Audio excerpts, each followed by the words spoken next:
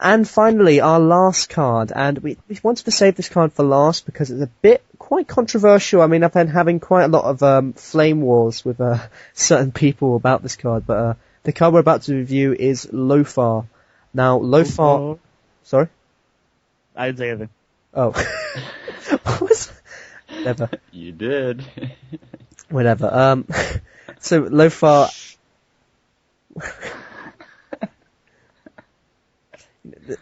Should I even put this into the... Yes, will this be on Keep blooper? going. You're doing whatever. fine. Good. So Lothar at 2 stars will be is a free 5 with the ability of -3 power, minimum 4. So firstly, Slify, what is your initial thoughts on this very controversial card? I make a joke, but I'm pretty sure everyone would take me seriously. So, I don't like Lothar, and let me just get something straight. I actually do like Lothar in DT. Lothar in DT, as I said before, power manipulation, attack manipulation, excellent little option. I don't like Lothar in basically everything else. The reason being, Lothar has so many flaws that are common that I don't see the practicability of it.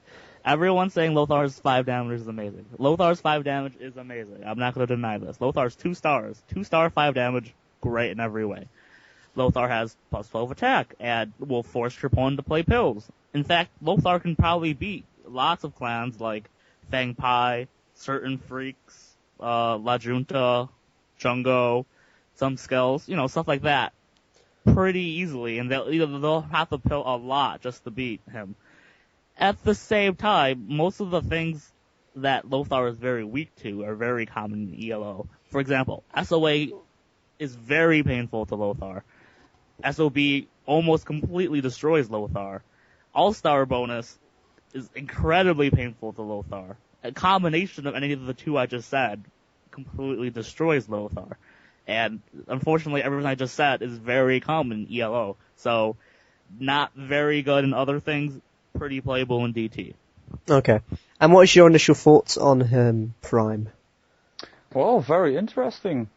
I think your staff showed us that they are daring to, get with cards that are on the edge, make people think twice before they bluff, because that's the thing that makes Lothar so nice. He's really maddening against bluffs, I believe. So even when his power is out or his bonus is down, he can still, take advantage of a bluff. How good it could be, the bluff. But he takes him down and shoves that 5 damage where the sun don't shine. Okay.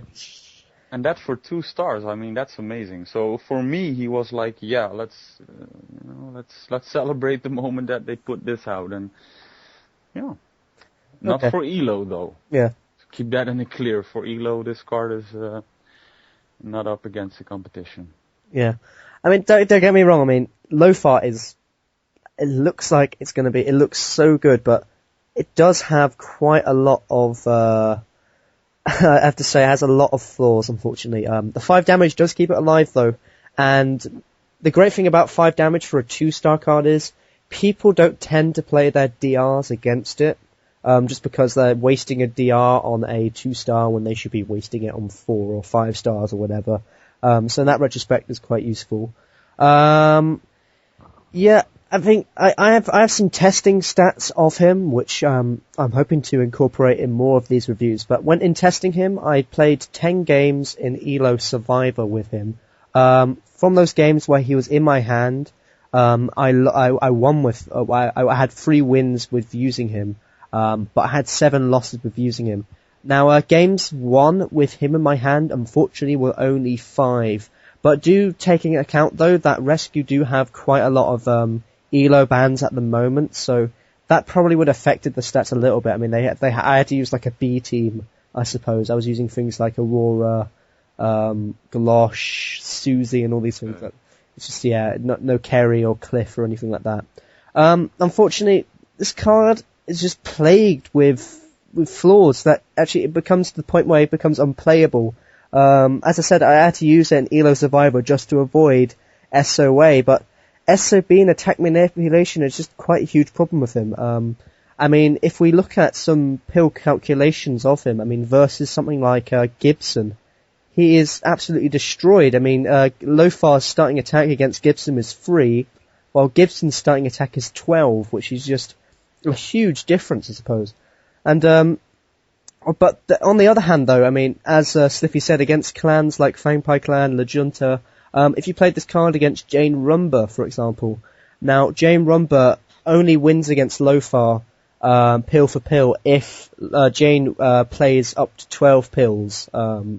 So if you played in pill for pill and everything, and the starting attack for Lothar is 15, while Jane Rumba is only 4 attacks. So actually, Jane Rumba would need 3 pills to win against Lothar at 1 pill.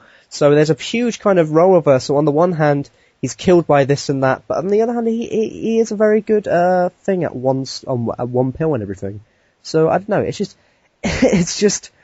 a very interesting card, as Prime said, and everything like that. So yeah, that's really... Little thing if I might add. Yeah. I think Lothar would be a lot better personally if its min wasn't higher than its base attack. If its min was 3, I would probably enjoy it a little bit more. But don't forget, Lothar also loses against better attack manipulation and solider power. So what you gonna do though? Yeah, I mean there was an interesting thing on the review post, like people putting comments on it and everything, like you do, Slify. And there was an interesting thing. Someone said it was just like a mini Kylus. Which was like, oh, that's I wouldn't say, I don't know, do you agree that it's a bit like a Kylus, but not really? No, not in any way. It's not a mini Kylus because it doesn't have protection. It's not a mini Kylus because its reduction is higher than its base attack. It's not a mini Kylus because it's riddled with flaws that Kylus doesn't even begin to have. So, no. Okay. Do you think what about something like Tula, though? Do you think he's as good as Tula? Are you asking me or Prime? Well, yeah, I'll ask both of you, I suppose. I mean, we'll start with Slify. Prime can answer first, then. Okay, Prime, go on then, Prime. If he's as good as Tula? That was the question, yeah? Yeah, that's the question, yeah. No way. But I'm a big fan of Tula, so... Yeah. I think everyone is, though, so... Tula reduces... She should have been Miss Flint City. What was this about? Why wasn't she Flint City, you know? She should. She should have been, but yeah. There you go. But what about you though, Slify? Do you think Tula? Not even close, because Tula can take down certain enemies that most enemies can't even take down. She can take down Kylus for one thing, which is always a nice thing. Well, by take down I mean she can pill for pill, whatever. And her SOB is a really great protection. As I said, Lothar is covered in riddled in flaws.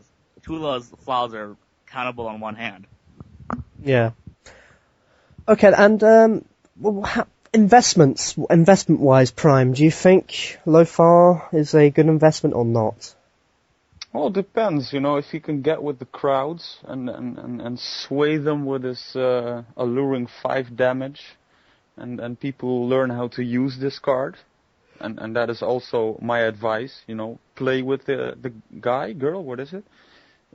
Play with the card, try it in DT. It's not a 4-star card, it doesn't wreck your opponent, but if you can get him through, if you can call someone's bluff, they're gonna be looking ugly, and maybe that would be a prelude on the moment that this card's value would rise. I don't see many cards except for that all-star guy, what is his name? Frank, there we go. Frank. Oh. Yeah, I don't see many cards, having a chance to, put in 6 damage for a 2-star, and you could call it a filler card. So yeah. Okay. It's not bad, he's uncommon, and probably people are, not looking very positive on him. There are chances there. Okay. There was a question you said before we started this review, actually. You said something about it being able to use in DT. We talk a little bit about that. I mean, why would you think he's a good DT card? You mean Lothar, yeah? Yeah, Lothar, yeah. Yeah, well, he's an excellent filler, I think. He's only 2 stars. You can call a bluff with him. In DT, you don't want to use too much damage reduction. Okay. So you can put him instead of Steve. Steve is weak anyways for like winning, you know. Bears a lot less damage, so I would say for DT go for him and not for Steve. Crowd him up with Leia and fill the rest with 2 hit KO options till you drop. Okay. Alright, let's go to the ratings then. So Slify, out of 10, what would you give Lothar? I think I was actually a little harsh on Lothar's rating. I might go to a 6, maybe 6.5, but pretty sure 6. Lothar is a completely unplayable in ELO, in my opinion. Very playable in DT, though. And the reason why I think he's playable in DT is because most of the weaknesses he has, that I stated, aren't really seen in DT. There's not that much SOB to my recollection. SOA isn't as prevalent, especially with Jackie not being as used due to the DT rules nowadays. Well, yeah, but no, Jackie is still used.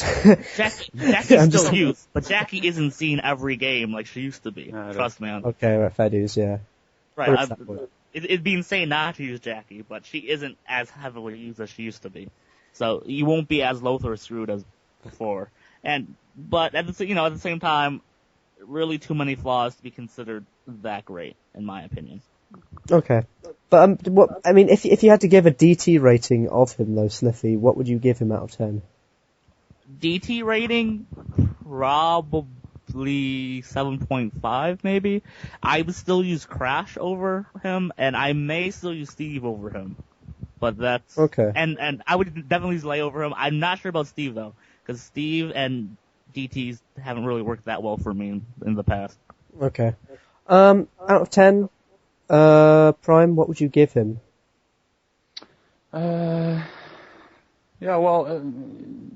Personally, I really like newness, like creativity.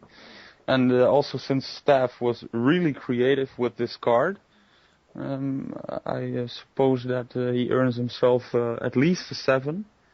And counting in the momentum he can gain in DT, I think 7.5. Okay. To sum up all our arguments, I suppose Lothar, unfortunately, is flawed like hell. Ain't gonna lie there. But there's something unique about him that keeps him alive, and that is the 5 damage. There is no card in the game, I don't think, that's actually playable at 2 stars that has 5 damage, which is why it's such a nice little addition, I suppose. And the attack manipulation is, the power manipulation is interesting, with the attack manipulation and all that. So, yeah. DT, ELO-wise, I wouldn't really recommend using him, unless you're really crazy, or just a very good player. Or also the fact that, if for some strange reason your opponent is using Flow, that might be a bit of a problem. Flow dominator. Yeah, as we said before, Flow is an absolute beast against him. But on the other hand, though, things like DT, there isn't as much SOA or SOB in DT, so that's why it would be quite a useful addition for that. So yeah, that's it really. I would probably give this card a 7.5 out of 10 maybe for DT. But when I used him in ELO Survivor, as I said, I would probably only give him a 5. It was quite abysmal, shocking in fact. So by the way, ELO94 gave a lower review than me on the card. So if you want to send the hate mail to him, go for it. Whatever. I can take it. Like me. Yeah, okay. I'll just send him flame. I'll just flame him.